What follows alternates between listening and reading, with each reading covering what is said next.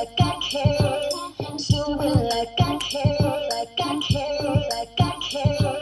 Do it like I care, like I care, like I care. Do it like I care, like I care. It's so unfortunate that you can't do it like I care.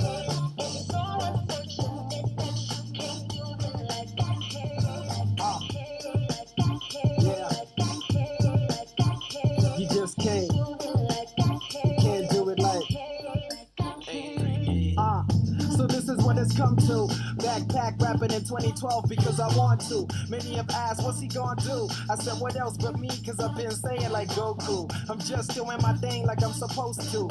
New school, but a little more soulful. I used to freestyle rap cause I'm so cool. Now I got beats, I gotta rap cause I'm so schooled. And I'm doing it with bosses. They got C-class mercs, carry max and wear glasses. And I'm but a young buck who takes chances and copping at 320 by next August. Playing with words like poets on a soccer pitch. With that trust fund baby type English. From the same hood as Scarango as it was. With the same dreams, guess life is the difference.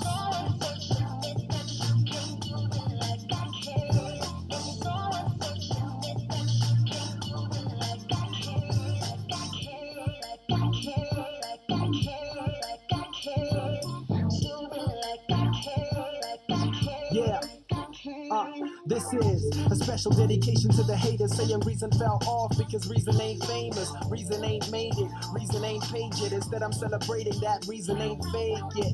Can't wait just to see their little faces hopping out of tees, range slick as ventilation. Bad mother beast just by affiliation, gassed up like a brand new filling station. Lost interest in what everybody's saying, started hearing out my queen saying baby get this paper, stack it to your jeans, make your pockets hit the pavement, put your money where your mouth is and give them changes. Cause you cats have been weak on that shit. Motif don't sleep, but we sleep on that shit. No beef, just A3D to that shit. Classic rap hits, goddamn it's that pip. It's funny how my style got them hating, but I don't care. See them losing direction, damn haters going everywhere. It's so unfortunate that you can't do it like I care. It's so unfortunate that you can't do it like I care. Like I care, like I care, like I care, like I care. Do it like I care, like I care, like I care. Cause it was all a dream, and now we on a hype magazine. About to go live like Skype on the screen. The song's out so high, nice to meet ya. You'll be seeing a lot of me like miracle preachers. Cause I do it for the ghetto. From 1632 for slow to Catejo. The East Strand where I call home. Where the girls like rappers, but they hating on their dress code. That's why I'm on my grown folk. Even though I sag my jeans like I'm 16 years. Yo, what's up, everyone? Thank you so much for tuning in to the this Friday edition of the Bread for Soul Convos. And today I am honored to feature a super producer, and I say that in the literal sense. You know, he's a super producer, 37 mph, and this guy is an award-winning producer. He signed deals in France, worked for Getoraf. You know, the history is massive. And this is somebody who also created music for movies, for documentaries, for video games, TV shows, music for adverts, and so much more. And worked with a lot of artists, a lot of well-known artists in South Africa. And like I say, I'm very honored to be chatting to you, bro. How's it, bro? How are you? What's good? What's good? What's good? What's good? Listen, thank you so much for this platform. It's really dope to see people that are coming up with great initiatives to create conversations and unearth like the not very common trade, trades. A Sure. lot of times, everyone's focused on the artist and everything, and there's so much that goes on behind the scene. And my heroes in life are genuinely the people that I rub shoulders with at the on backstage, at front of house, the ones that when you chat to them and you talk about visuals and you talk about stuff, they've got stories to tell. You're like, oh no, then this happened at this show, and then this. For me, those are my heroes. So I'm really appreciating this opportunity and for your platform. I have one question because I know you're gonna be the one asking all the questions the rest of the time. Ask ahead, bro. Can you explain Bread for Soul? So Bread for Soul, Where did that come from? initially, well, it has been for the past 8 years a podcast. So I've been doing a monthly podcast Wow, on Podomatic, wow, but it was wow. mainly DJ mixes. So I've been doing every month DJ mixes, soulful house mainly, Wow.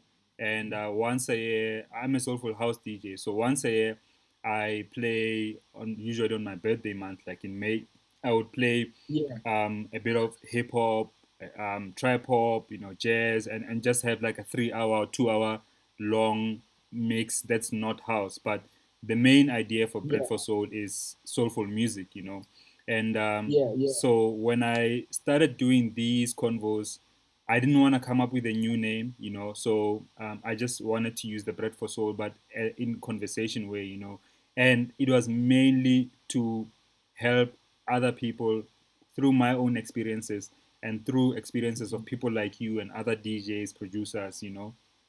Yeah. Yeah, man. Do you have another Amazing, question? Joe. Big up yourself and big up for your numbers, bro.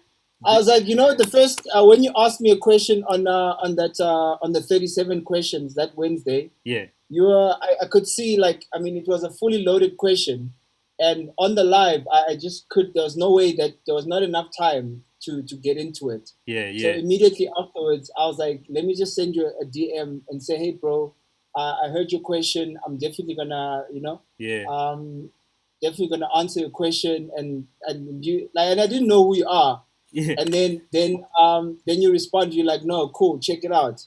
Then I Sure. clicked on your followers. I was like, yo, 18,000 followers. Good This guy, lord. bro, bro. It's funny that you mentioned this, right? Because yesterday, Yeah, well, as I was just doing my research and preparing for this conversation, and I was like, yeah. damn, like you do so much work, and social media can be a lie to a certain point, because, and I say this, well, the first point is that an artist could have 100,000, 300,000 followers on Twitter, for Yeah, example, or whatever. But yeah. the same artist would fail to sell 50,000 copies.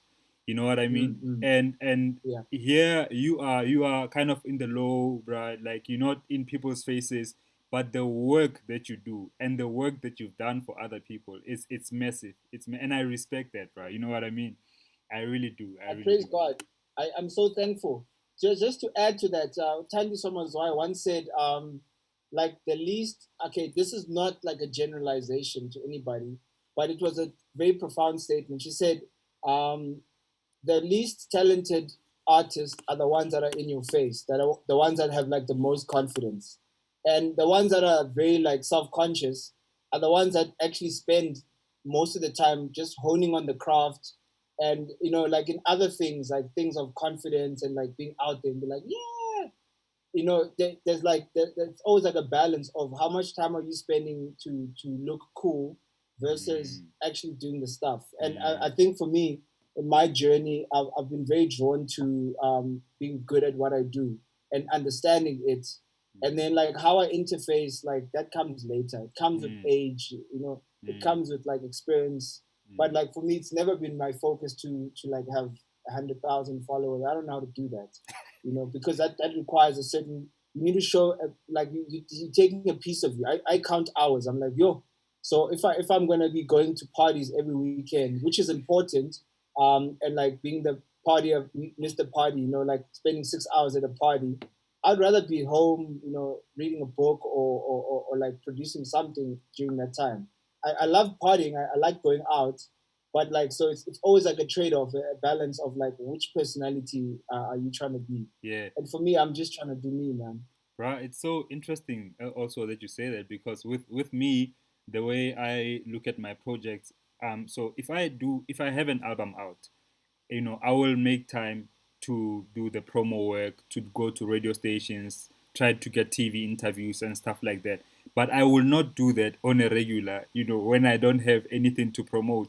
So I feel like Yeah, for me, there's time to promote this, and then there's time to do something else, like currently yeah, right now, yeah, I am working on music, but my output yeah. right now is also focused on this platform because I really want to make it Sure. work, while I'm doing the music. So I always try to divide my time like that. But what I wanted to ask you, are you Sure. always this? Have you always been this approachable person, like regardless of the work that you've done? Yeah, man. I mean, listen, bro. I'm like by nature, I'm a church boy. I'm just myself. I've got a lot of the things that I know. I come from a culture where if you know something, you share it with somebody else very freely. So, and there's like a distinct. So where I started my music, I started in Cape 12 before Cape Town. Growing up, I was making music at home. Then I kind of honed in on the whole public persona in Cape Town. And all the Cape Town DJs and producers would give you plugins or sounds or whatever. They freely share. And when I moved to Joburg in 2003, I came up with a lot of plugins and a lot of sounds. And soon, and I'd share it freely. I'd be invited to so many different studios.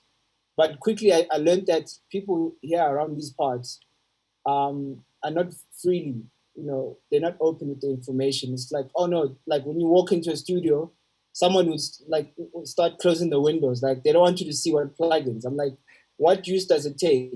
For me, in my philosophy, when you show someone a trick that works for you really well, um, within a short space of time, that person's gonna come back and give you that tip and show you something else that you wouldn't have ever thought of. So, in terms of like being approachable and sharing information, I see it as a benefit at all times. It's like just give the information freely, empower somebody else. I think everywhere, man, that I'm at, I'm always myself. I don't know, I don't see the other things that other people see. Like, oh wow, he's done this. For me, I take it as I wanted to do that. I got it done. Let's move on to the next. Which one are we doing 6 months from now? And how can I be better? So that's for me, like I'm always in my head. Like, Bruh. okay, what am I doing next? So I'm happy that you say I'm approachable. Others are like, yo, I don't know how to approach this guy, but I'm just like, I'm always in my zone, bro. Yeah, yeah. I mean, like, yeah. I believe that because we met at the this past DSTV Viewers Choice Awards, and we were working Yeah, different stations, and like you didn't yeah, know who I was, but like, I mean, I couldn't get to you. We'll get to the work that you were doing as a music director for that. But I wanted to ask you because you yeah, mentioned being a church boy, and I've yeah, seen that you are a spiritual person. I've seen some videos as well of you and Reason and Akio just before going on yeah, stage praying, like yeah. Where did you get this? I need to see this footage. I've seen it. I've got my sources. Yeah. So I mean, I've seen the footage. But the first time I saw it, right, live, it was when Reason was launching this Audio 3D album at it was a Yeah, Channel O event in Soweto, I think Chaff Posey at the Orlando Towers. yeah. Oh, Jeff Posey, Yeah, yeah. yeah, That's I saw the first performance there, and I was like, "Oh, this is so dope." yeah, yeah. But I wanted to ask you, do you have the same? Do you share the same spirituality going into studio? Oh yeah, bro. Yeah, yeah, yeah, yeah. I mean, like obviously with a lot of wisdom, some people are not. I'm not the type of person to want to force somebody who doesn't pray to pray, but usually, like generally, like in my thing, when I walk in the studio, I pray. I've prayed about it. I've asked God to just bless the way forward. But it's just the way you engage the person. You ask who they are. You ask how their day was, like genuinely so. Mm, Because in that you find out where they at, and then that way I kind of connect where I'm at to where they at, and then we create something that's genuine for that moment. mm, So I treat everything like every place should be holy. You know what I mean? Like everywhere you go, you should like you should leave room and space for God to walk in and just do His thing. Because like I know it might sound like super spiritual, like I know in my journey, like the things that I've accomplished, like God is in the mix of it. And I'm like, I've wanted this since I was young. So I always ask for God's hand to just like bless the thing. mm, Then it's not like I'm gonna sit there and be like, okay, it's happening. yeah, I'm actually gonna get in and I'm zoned in. I feel like I'm one and mm, I'm doing my purpose. So mm, so with everything, I go in. It's funny that you mentioned the Chaff Posey situation. The Chaff Posey, bro, I was fasting. So in the morning, I was a youth leader at my church. So that morning we had done we're performing at at Pastor Musa Sona's church at Grace in Soweto. Mm. So in the morning we're there, and we finished around 12, and then I parked my car there, and I was praying the whole day. I waited for sound check. Sound check happened. I was starving, bro. I watched the guys eating food, and I was like, "Nah, I'm good, guys. I'm good." Hey, we jumped on stage, bro. Yo, that time, woo! Yeah, yeah, Yeah, that was such a good time. super, That bro. was like the best band ever, like Audio 3D band. Yeah, super. I thoroughly Yeah, enjoyed that, and like also just something to note, which I want to ask you about this later because this recent song that we open with, "Do It Like I Can," yeah, yeah. bruh, that's my favorite. You know, like one of my favorites from your productions, and you're so versatile. So, I like that about you. But we'll get to that. But I wanna ask you just something before we get to the work and the success.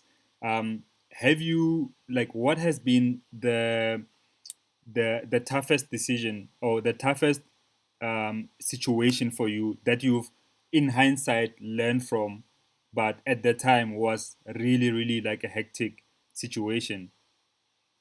sure, bro. I mean, I can think of many. I think a really, really, really tough and challenging one.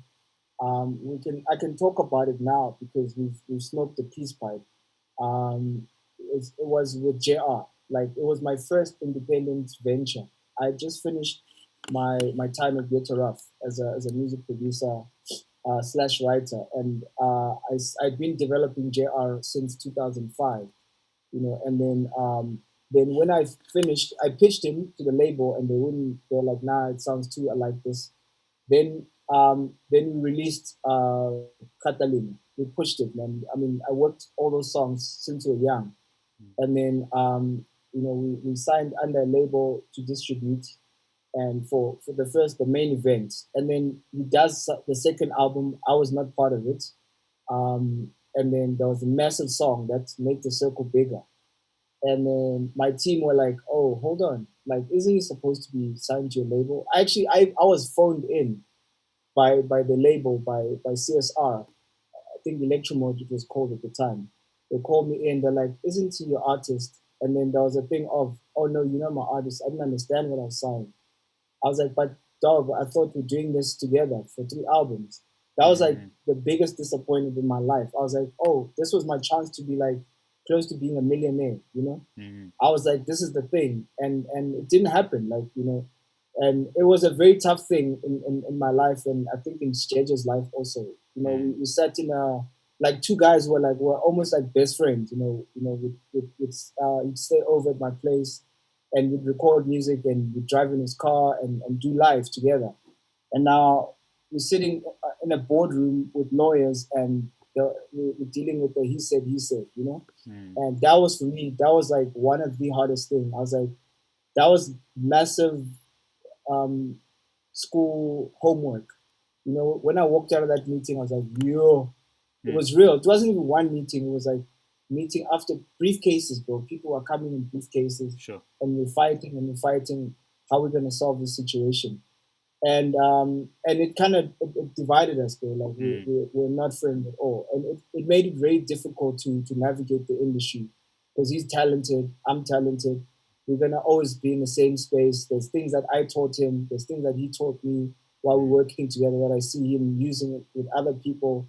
So I'm like, yo, that's not cool, Mm-hmm. and I had to kind of deal with that, and I had to like make peace with that and say, okay, cool. And then eventually, at some point, um, it started with another phone call, like, listen, can we chat? And then we chat. We're like, cool. That was really swag what I did, and I was like, it was swag on my end. So let's make it happen. I mean, someone in your feed, I saw you asked. Someone was like, "Is it still working, Jay?" I was like, "Yeah, definitely." Mm-hmm. We recently did an international song. We're doing a song with an international songwriter.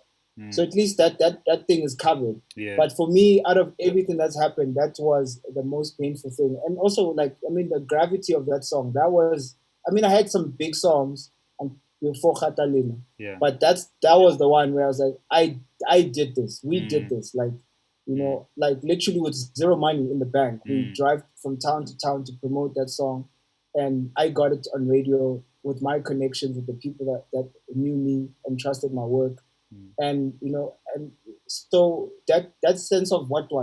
So for me, that's why, like I was like, I felt like that is the thing. Like, sometimes somebody will put you on to something, but it's not like you did it with all your power. That was like the thing. I was like, yo, this is my first thing that I did, and it succeeded. But like now, how, you know? But with that said, all is well, man. So Yeah. I think for me, in the highlight of things, that was the thing that broke the camel's back. Yeah, and I'm happy that like you guys got to get back again, and start chatting. Yeah, And also, yeah, I'm also happy that you managed to do still so much work and you managed to create hits, after that. And because sometimes, yes, it doesn't always happen to where you really get that massive hit song or massive hit song and sign that artist or whatever, but the long game for me matters more than anything, because you've managed to now work with a lot of different brands and doing work as a music director. I wanted to jump into that, but actually before we jump into the music director work, ne, sure. I just want to Yeah. get onto a question from someone on Facebook. Kolofelo Madiba is asking. Oh, he's saying just hey, but somebody was asking where did the name 37 mph come from? Okay, so my friend back in high school came up with the name 37, the 37. But for me, 37 stands for spirit, soul, and body, 7 days a week. So the real me is a spirit that connects to God. And then my body, I live in a body. My body is merely like a spacesuit, it's my earthly suit. And then I've got a soul, which is my mind and my emotions. And it's my responsibility to take care of those three things and balance them out 7 days a week. So for me, it kind of defines my lifestyle. Like, the kind of life that I live. Sometimes you might be a little bit imbalanced. You have too much on the body, or your body's lacking, whatever. So for me, it's just a lifestyle, just to remember and say, okay, cool. So when you're going through challenges and you're like, see, my body's not feeling good. I hardly say I'm sick. I'd say my body's not feeling well, because me, I'm well, like Yeah, the real me, So it keeps me here, it keeps me positive, it keeps me aligned, sure, no, dope, And then dope. MPH obviously is my name. Yeah, Mpo. Mpo. Yeah, Yeah, Etara. yeah. So how did you get to do music directing? Wow. Sure. That was a good gift. So I think the idea of music directing has always been part of my journey.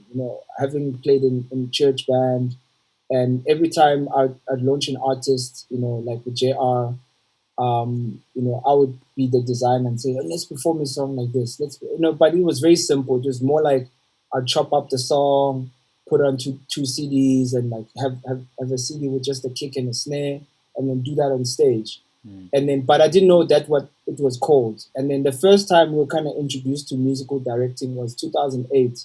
Alexis Farco was doing something for a concert, and I was like, oh wow, he's got an NPC on stage. I was like, I want to do that. And then around 2011, a guy I didn't know at the time, but now is a major friend of mine, James Bassington, the owner of Thatch Music. He was coming to my place to collect stems for Namsa Mazwai, for a gig for the summers. So and he came to my studio at the time. I had a piano. I still have my piano. For the summer winning album. Yeah, exactly. Yeah. So and I had sheet music all over the room. And he's like, dude, how do you know this stuff? I'm like, nah, I read. I'm a music producer. So he's like, oh, cool. I'll stay in touch with you. A couple of years later, he had a gig in Ghana, no, in Nigeria, that he couldn't make it for. So he was like, can you deb for me? This is what it involves. He told me the fee. And he's like, come through to my house. So we're both from the Eastern Cape. So I went to his house and he showed me the stuff. And I didn't know how to use Ableton. He's like, check this out. This is how it works. I had to do like a crash course right there. 2 days later, I was on a flight to Nigeria to like host the biggest artist in the continent, and I had to put my big boy pants on. I wasn't sleeping at the hotel. I had to really figure out the software. Sure. But from there, I mean, I made it. It wasn't. It didn't fail. It was a huge success. And then, so I kind of learned the other side of music direction. So there's like two sides of it. It's a logistics thing, understanding scheduling, and then there's the musical side. The musical side is very broad. There's a lot of disciplines that you need to really have in place. So you need to be a really dope music producer. You need to know your software. Mm. Like prior to stage, and then you kind of need to know like arranging, like cutting up parts and of the song and going to the meat of the song, and you need to be able to interchange and be able to revert quickly. So you kind of need to build a system where if you make a change on a song, you can do that. Then you kind of need to know your technical stuff like mixing, basics. So sometimes you don't have the luxury to send it off to an engineer to get it mixed. But the guy in front of house is going to need some kind of balance, whether he's stemming or not.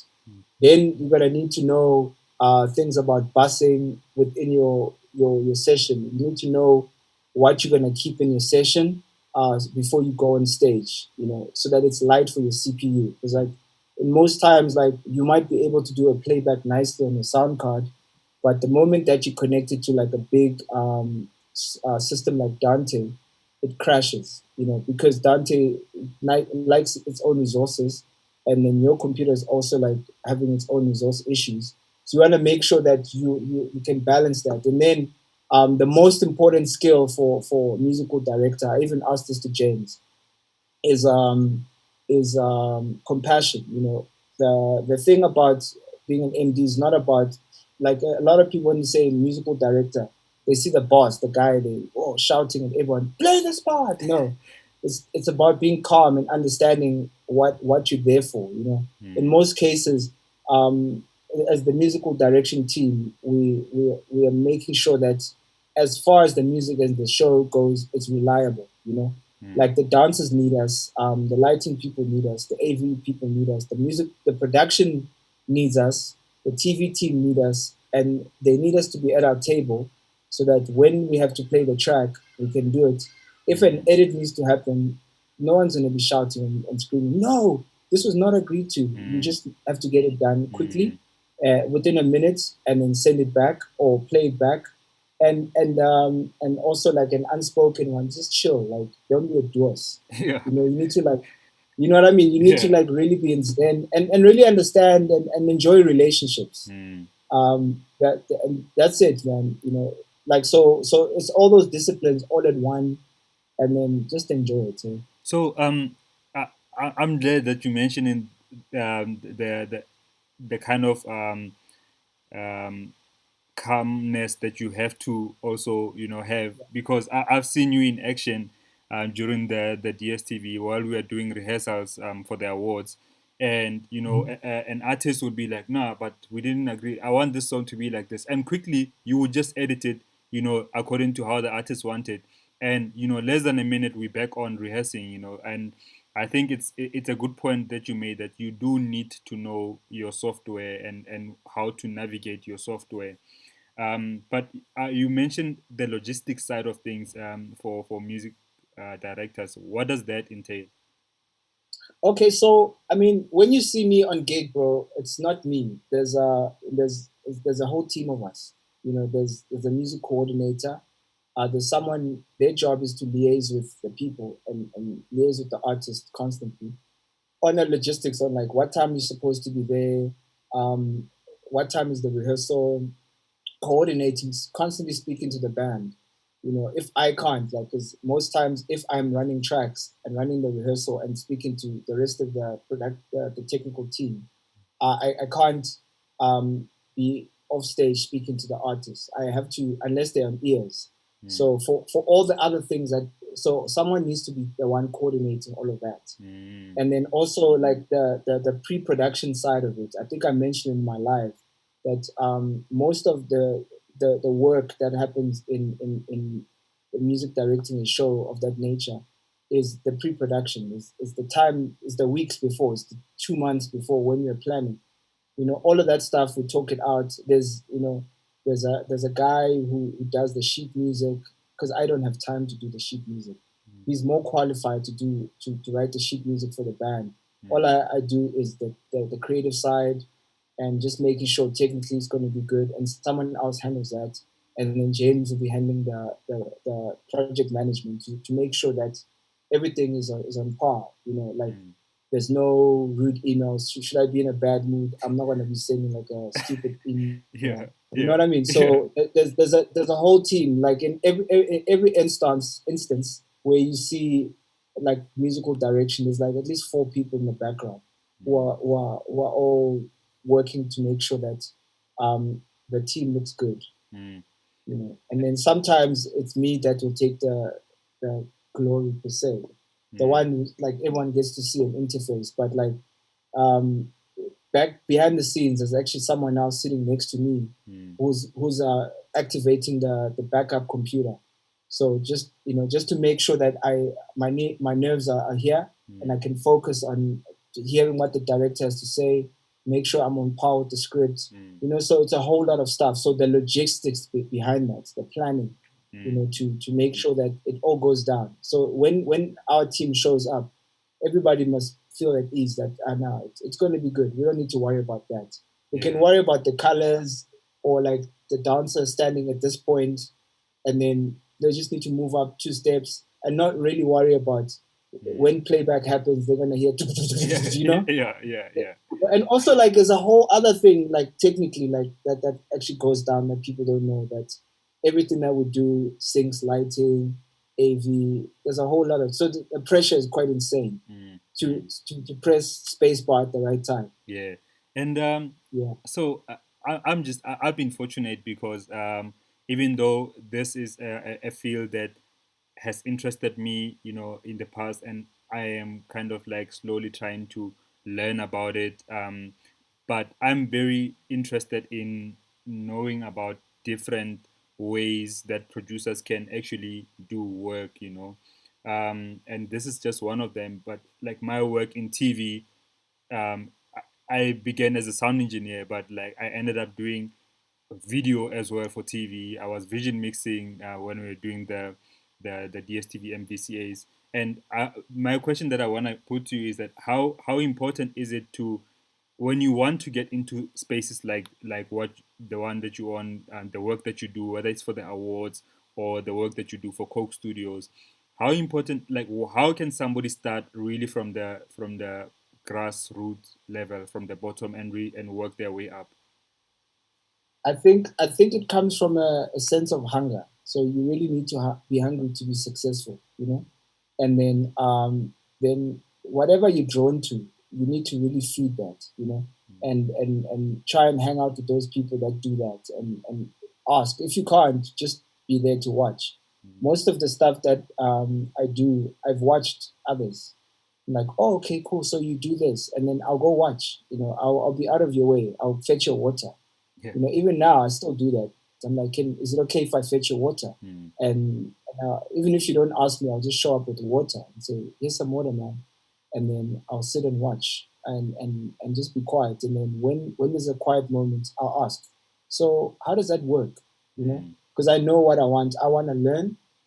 So you just need to cultivate those things and test them.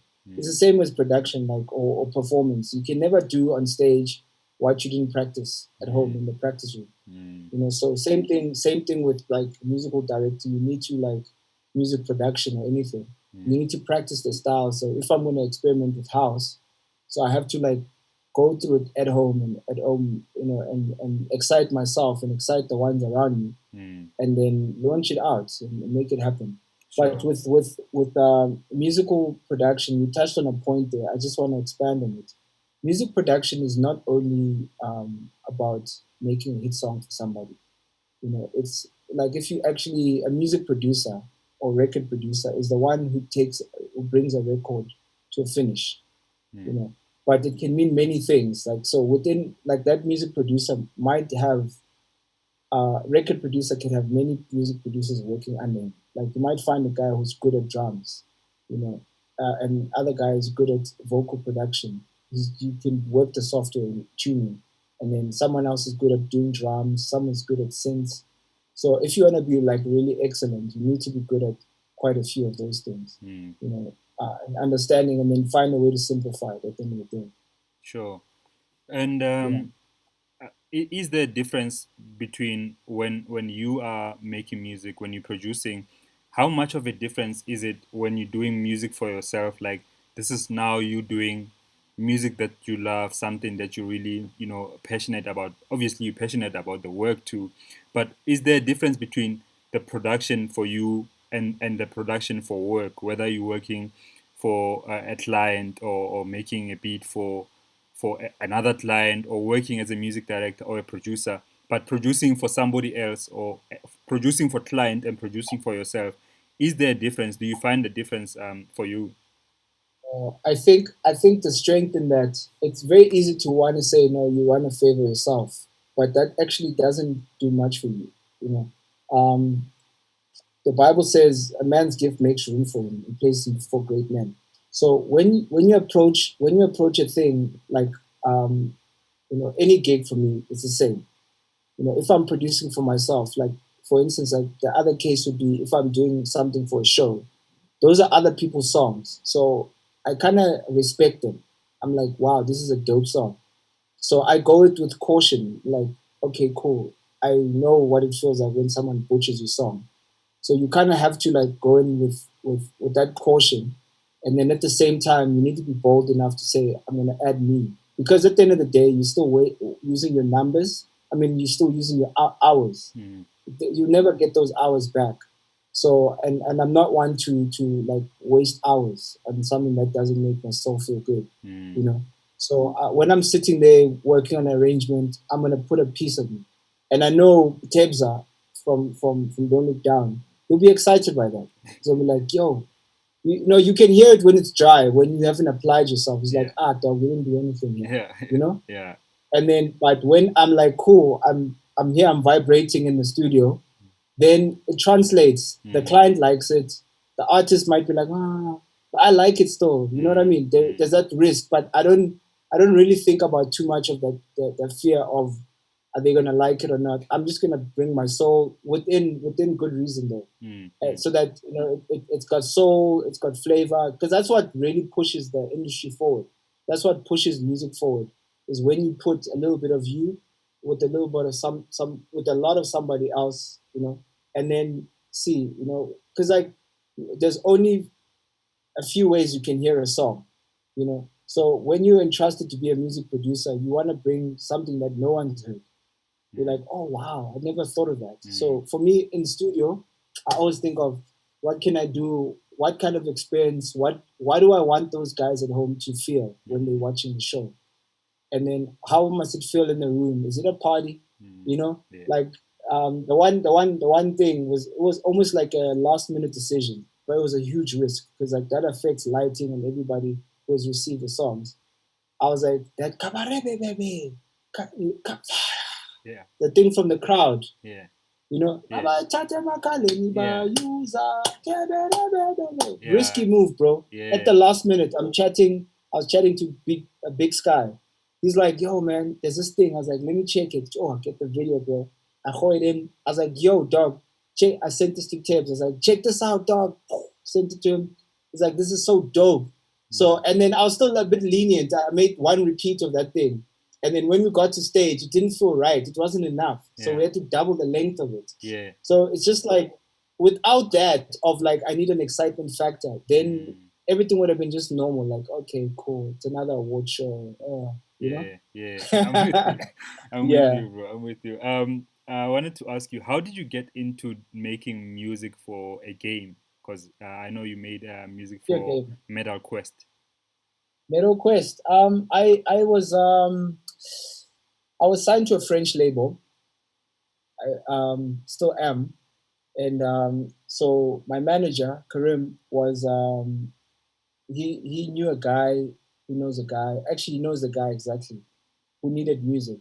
So I was like, sure, I'll do it. Boom, I did it. I think there was an exchange. He did like a video for us, and then the guy was like, sure, cool, we'll make it happen. Oh, the guy who did the music video for us, knew the guy who was designing.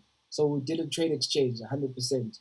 And then a year later, they're like, oh, okay, we've got the video game. Can you do music for it? I was like, yeah, I've always wanted to do that. So I did for Middle Course 1 and 2. So Wow. stuff of dreams, bro. Stuff of dreams. Damn, man. Okay, I wanna you let me know if you wanna answer this or not, but like I hope you do. Sure. But I wanna Yeah, know. yeah, yeah. So from doing music for movies like Blaze Patrolly and doing music for games to doing music direction, right? What has been the most rewarding job that you've done as a producer financially? Financially, Yeah. bro, I'll tell you, that's a tricky question. It depends on like how you look at it. But I'll tell you, it's more sustainable as a music director. You know, Mm, you kind of need to do the groundwork as a music producer. Like that, you have to be very good at. So it's mm, almost like you're paying homework, school fees. And then when you get to the stage of being a musical director, then you start seeing the rewards because you're charging on a daily rate or whatever. mm, It can be quite rewarding. It's a bigger responsibility, obviously. mm, If you're doing musical direction for TV, you like a show like Coke Studio, you're overseeing you're pretty much like overseeing other music producers. mm, So you need to have like gone through that. So I mm. think it's rewarding, and also I think there's gonna be a season soon where I'm gonna reap the rewards as the music producer also, like properly. Yeah, yeah. But I think all of it works together. I'm very career driven, so I think you said it at the beginning of the video, of the chat, that you see everything in a long game vibe. Not you're not like short term. Mm, So when I plan my career, I'm like, cool. This is what I'd like to accomplish. mm, So it's still like, okay, that's accomplished. I just need to do it one more time just to solidify. mm, So I know that it wasn't a fluke, mm, and then that everybody else knows that it wasn't a fluke, that he can be very good at this thing. mm, And then I move on to the next thing, which it pretty much builds upon the last thing that I've done. mm. Oh, dope, bro. Man, also I wanted to ask you about, in like getting your music to different parts of the world, even different parts of the continent, because you've done stuff in France, you've had music licensed in Brazil in a compilation that had Sergio Mendes. I mean, hello. And then you've done different, you've got such a wide taste and wide range of music. Why is it so important for you not to be boxed or seemed as somebody who only does this? Bro, I think from a child, I've been a rebel. Not like a rebel, like I hate you type of thing. I've always been like, I want to break the norm. Like everything is normal like this. So I mean, for instance, in school, which has become normal now. Like in school, I was a pianist and I sang in choir. I was in a cadet band. I played drum. I mean, I played trumpet. I was in a church band, and I was still very good at academics. So it's a thing of, don't paint someone with one paintbrush. There are doctors who play piano very well, better than me. So it's a thing of, for me, growing up in a musical home, my mom listened to African music in a way, Mm, and gospel. My dad was soul jazz. My mm, brother was an R&B head, and kind of introduced me to hip hop, and subsequently house and kwaito. So all those things, like everybody's got a story to tell. Like I've got a story to tell in music. mm, So and just how it works. Like if you watch my career, like my first big success in Joburg was Ishmael's Long Way Home. That album, we won the best R&B. mm, So I had to draw from those experiences of like, I know R&B, bro. I used to lay in my res room in Cape Town and listen to R&B all the time. I grew up listening to R&B. mm. You can never fault me in terms of my harmony. Yeah, My ear's too strong. I did my music theory, but I know my stuff. yeah. So when we came here, and me and Ish was complete strangers and we were working on the album, it was a thing of like, you could see, it's like, yo, this guy knows his stuff. Mm, He might not be like the most celebrated producer. He's learning his stuff, but he knows his stuff, you know. So from genre to genre, I'm like, I'm just trying to prove it to myself. I'm like, cool, I did it. And then you move on to the next thing, or you do it again and again and again, like hip hop, like cool. You know, I have songs which have like two instruments, like khatalin, one synthesizer, kick drum, snare, vocals. It's like it's an 8-track session, you know. Damn. And then you're like, cool, I did it. And then you move on to like other things where you're dealing with massive channel counts. Like Blitz Patrol was like 150 channels, Damn. which you have to manage. And like, whoa, where is the violin? Scroll down. Yeah. So everything for me is about proving it to myself. Like I can apply myself. You know? Sure. Bruh. So and with everything that I know, you have to like, you know, all the musical training that I've had in my life and the music that I listen to. Not to say that anybody needs to go to music school or anything like that, but with all the things that you like, you kind of have to be a samurai and be good at it. That's cool.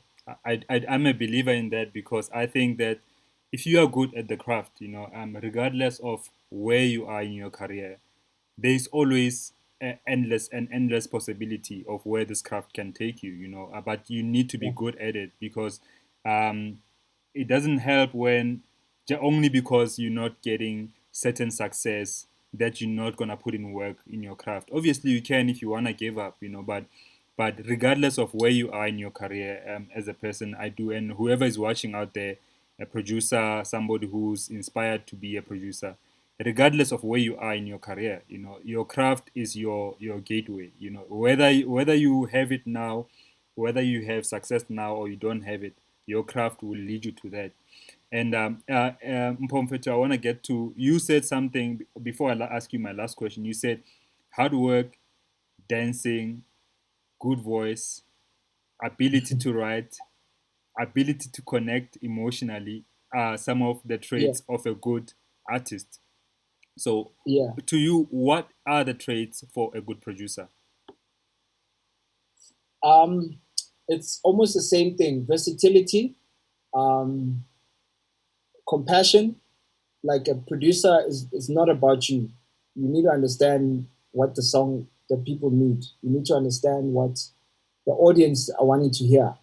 You need to understand what the future is. You need to understand what the artist needs. You know, that's compassion.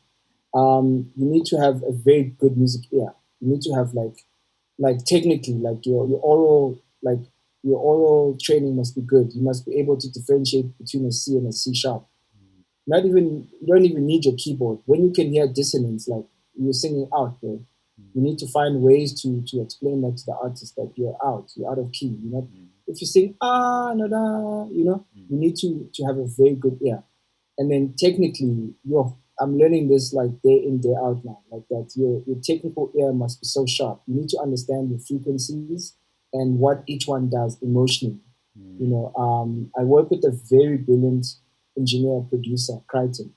He's always like pointing my ear to something. I'm like, I never thought of that.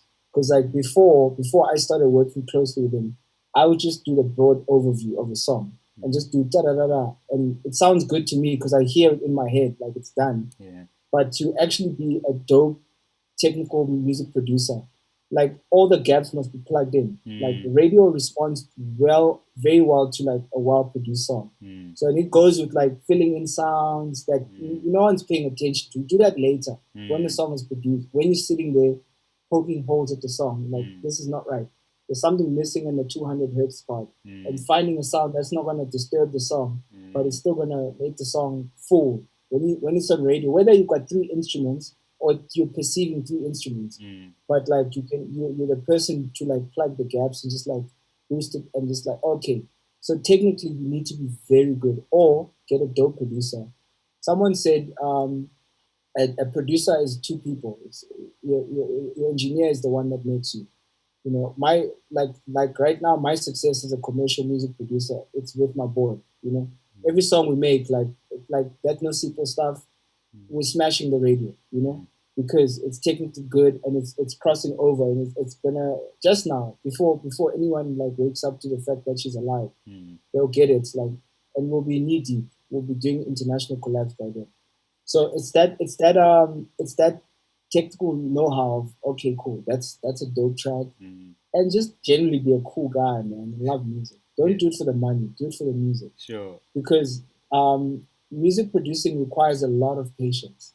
When the artist usually comes in for 6 hours, 12 hours max of for the process. We are there writing the music before they come. So you spent 48 hours working on a piece of music, Mm. and then the artist comes in just for 12 hours to sing, or 12 hours max. Yeah. They come and sing, or some 2 hours and they're done. And I mean, guaranteed for me, I can work on a song for 3 days. I wake up in the morning, at night, same song going, and I'm poking holes in it until it sounds right in my head. So you kind of need to have the patience and the reason why you're doing it. If you really wanted to succeed, it might not be like a big commercial success, but you've given your heart and soul into it and said, "Listen, I did my best with the song." So whether they receive it or not, chances are, like in my career, like some songs pop off 2 years later or 4 years later.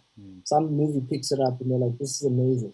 And technically, it checks the boxes, and then the check comes in. I'm like, "Hallelujah!" Sure. So you kind of need to have all those things, like all those things in check. Like once you're excitable, you're cool, you like music, you're versatile, you've applied yourself technically, and then you have the patience to see it through. Like what you hear in your head must translate to what they hear. Sure. Sure. And then yeah, just don't be a doers. Just be good. Just be cool. Yeah. Be a nice guy. Be a nice guy, bro. One last question, brother. If you had the power to change or influence any area in the South African music scene, which area would you change or influence, and what would you change about it? Bro, I think right now the biggest project that I'm working on behind the scenes, we'll know about it in a couple of months, if not sooner. Is just the area of knowledge. Knowledge is power, bro. Like from technical knowledge to legal knowledge, I think we are lacking very much in the legal side of things. I watched a documentary on carte blanche about royalties. Like everything is so wishy-washy. No one knows how much a stream costs. No one knows where to report their thing. No one knows who's the guy to sign the contract. No one knows that stuff for sure. There's so many different rules running around. So I really, for me, if I had the major influence, I would definitely influence people to first really know music, the basics of it, the software of it, and then the legal side of it, the logistic stuff, the pertinent contractual stuff that Sure. people need to know, so that once you're into something, you're like, actually, that's the vibe. Sure. Sure. So I'm not. Don't get me wrong. I'm not even speaking from a place of I've made it. No, I'm in the same boat as everybody. So, but right now, with the influence, if God gives me like massive influence, that's the first thing I'm gonna go to. Is just like educate people and just empower them in the area of knowledge. Sure. Bro, Yeah, thank you so much for doing this. And just want to segue into the point that you make about legalities, knowing the legal side of things. yeah, Everyone who's yeah. watching, on Monday, I do have a lawyer, an entertainment lawyer. I'll be chatting to Katle Malachi, and then we're going to talk about some of the legalities that people should look out for. So if you're watching this, you want to tune in on Monday. Paul, I want to thank you so much, bro. I'm inspired by the work that you do. I'm humbled by your humility as well, and I just wish you all the best, bro. Keep on growing. Thank you so much, man. Thank you Sure. so much for your platform, man. I'm definitely gonna watch your episodes some more. This has been nothing less than informative. You're a real person, and I do remember you from set. Like I remember a samurai. I remember someone who was just low key and just like was there for the work and being excellent and being out of everyone else's way. And so, thank you so much for this platform. Thank you for calling me to ask me questions. You've made me think about some things that I haven't thought about in a while. Thank you very much, man. It's a pleasure, bro. Thank you. And Okay. yeah, Alrighty. to everyone who's watching, yeah, thank you. If you are in the Best Beats page, I just wanted to let you guys know that I know that you've been asking questions, and we haven't been viewing your questions because I'm viewing now on Sir LSG page. But from next week, we kind of will view questions on both pages so that we can answer your questions as we go live. Yeah, I'm signing out. Thank you guys for watching. Be creative and never give up. Peace out. Never give up. What a ledge. Bro.